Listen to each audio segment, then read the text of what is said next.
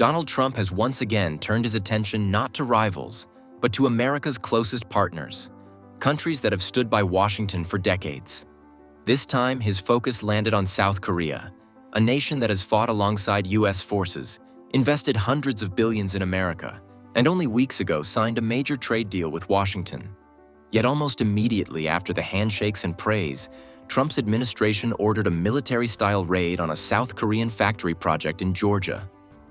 Armored vehicles and black SUVs rolled in. ICE agents in tactical gear surrounded the site tied to Hyundai and LG, and nearly 500 workers were dragged out.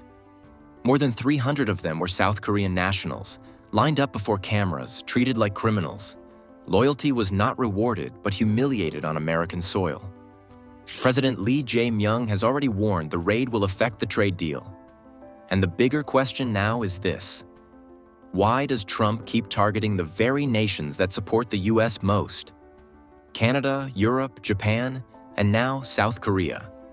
Countries that invest billions, open their markets, and trust Washington, only to find themselves punished instead of respected. In today's video, we'll break down what happened, the raid, the shock in Seoul, and what this could mean for America's fragile economy and its alliances. We'll show how Trump is turning allies into scapegoats to distract from a struggling job market, and we'll ask, how long can partners keep investing and trusting when loyalty ends in humiliation? So make sure to subscribe, ring the bell, and stay with us. Because what comes next could reshape how the world sees America's role in this turbulent era. What unfolded between Donald Trump and South Korea was far more than a trade spat. It was Washington applying pressure on one of its most critical partners in Asia, forcing Seoul to show loyalty even as demands came from the very country it depends on for security and growth. South Korea is not a side player. It is a frontline ally in the Pacific and a major economic partner. Yet Trump treated it as if it were just another opponent in his tariff wars. In April, the Trump administration imposed 25% tariffs on steel and 10% on aluminum imports under Section 232 of U.S. trade law, citing national security. The contradiction was glaring. A nation hosting nearly 30,000 U.S. troops and relying on American defense against North Korea was suddenly labeled a security threat for selling steel. For South Korean exporters, who ship millions of tons to the U.S. each year, the warning was clear. Access to a vital market could vanish overnight. To contain the fallout, President Lee Jae-myung traveled to Washington in August 2025. Official photos showed smiles, but behind closed doors, Korean negotiators sought exemptions while U.S. officials demanded concessions. For Seoul, this was unavoidable. Korean industries, autos, electronics, batteries, depend heavily on American consumers, and the U.S. market brings in billions annually. The scale is huge. In 2024, trade between the two nations reached $128 billion. Korean exports power American industries, EV batteries in Georgia and Michigan, Samsung chips inside U.S. data centers and defense systems. In return, the U.S. sells aircraft, energy, and farm goods to Korea. Millions of jobs on both sides depend on this flow, which tariffs now threaten to disrupt. Lee's visit and the follow-up meetings in September showed just how fragile the relationship had become. Businesses and the public in Korea asked why an ally was facing tariffs and visa crackdowns as though it were an adversary. Where Biden had emphasized cooperation on supply chains, Trump turned tariffs into his opening move, offering relief only if new demands were met.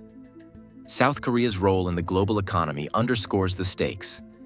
Its technology and manufacturing sit at the core of both the U.S. and Chinese systems.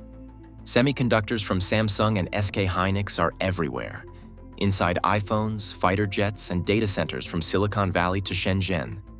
If Seoul tilted toward Beijing, it could shift the balance of the global tech race. China, eager to secure chip supplies, has been courting Korean firms with incentives and expanded market access. Each time Washington escalates pressure, Beijing offers a steadier hand. And it doesn't stop with chips. In electric vehicles, Korean giants like LG Energy Solution, Samsung SDI, and SK On are building massive U.S. battery plants that Detroit relies on. If investors decide their money is safer in Asia, American factories slow down, jobs disappear, and the EV transition stalls. Korea also dominates shipbuilding and shapes the consumer electronics market with Samsung smartphones, displays, and appliances. Losing access to these industries would leave the US more reliant on costlier domestic output, or worse, on China. The risk is plain. If Seoul concludes that working with Beijing offers more security than its partnership with Washington, America loses a vital link in its supply chains while China gains exactly the ally it has been chasing. Already in 2025, Beijing is deepening ties with Korea, presenting itself as the stable alternative to America's shifting tariffs. Trump's strategy, instead of strengthening alliances, is creating conditions that could push one of America's most essential partners closer to its greatest rival. After South Korean President Lee Jae-myung traveled to Washington, stood alongside Donald Trump, and pledged cooperation, you might have expected a cooling-off period, some time to let tensions ease. Instead, what followed was the opposite. Just days after that carefully staged White House meeting, South Koreans woke up to shocking headlines. U.S. immigration agents had stormed factories employing Korean workers inside America. This wasn't a token gesture or a quiet enforcement action. It was a full-scale operation. ICE officers entered work sites, detained employees, and singled out South Korean nationals, many of them tied to industries directly connected to the trade agreement Lee had just gone to Washington to protect.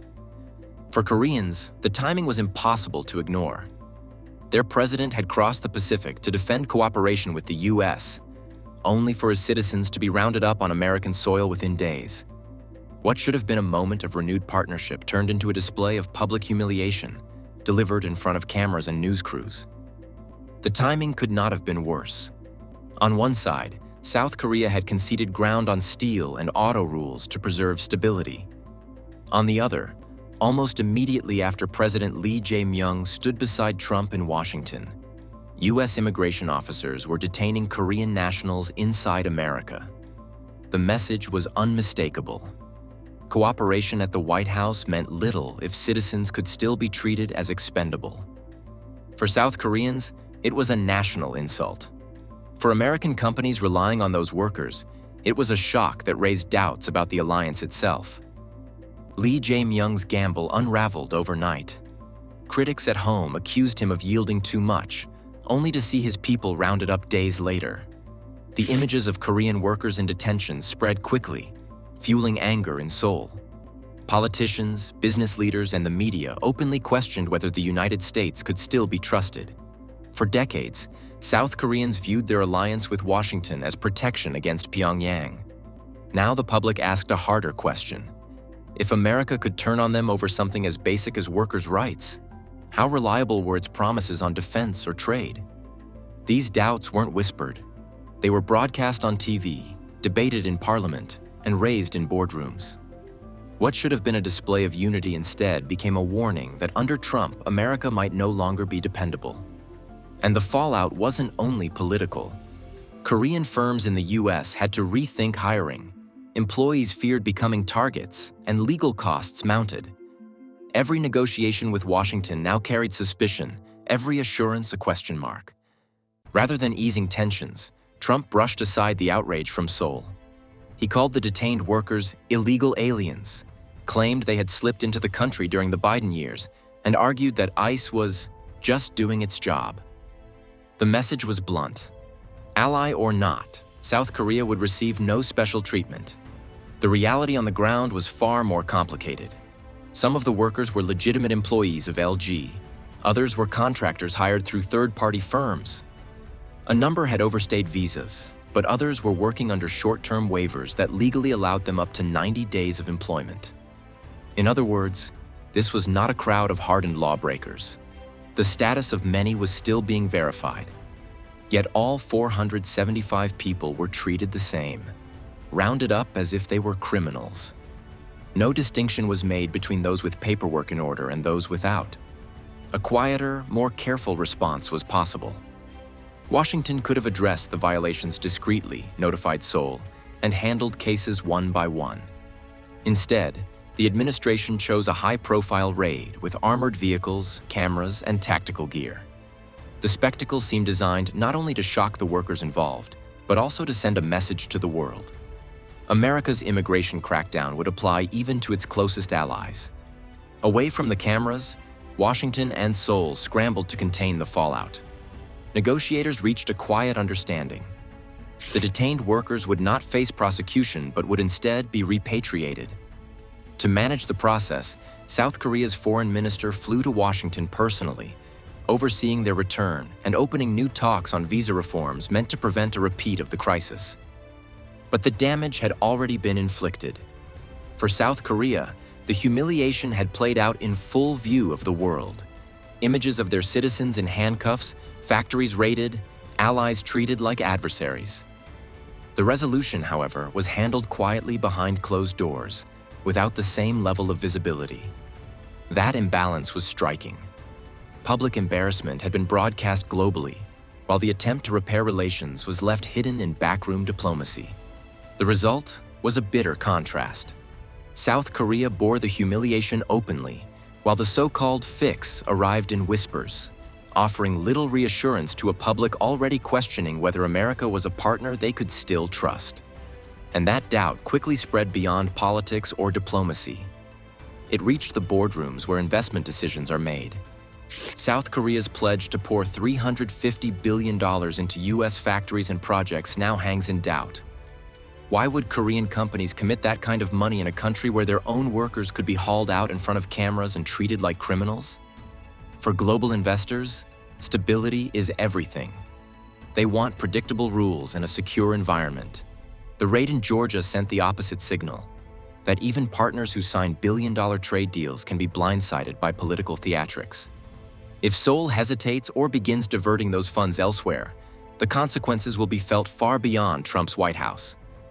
American workers in states counting on Korean factories could see promised jobs vanish. Communities that were preparing for new plants, new housing, and new local business contracts may watch those opportunities evaporate. Industries depending on Korean technology, batteries, semiconductors, consumer electronics, would face new uncertainty. This story goes far beyond handshakes and press conferences. At its core, it's about jobs, investments, and the fragile trust that holds the global economy together. When that trust is shattered, rebuilding it takes years, sometimes decades. Yet Trump continues to gamble, treating allies as props in a political show, as if there's no price to pay. So here's the question we're left with. If even loyal partners like South Korea can be humiliated on American soil, how long before others walk away for good? And when they do, will the U.S. still be able to claim the leadership it once took for granted? We'll be following every twist in this story, so make sure you hit like, subscribe, and turn on notifications. See you in the next one.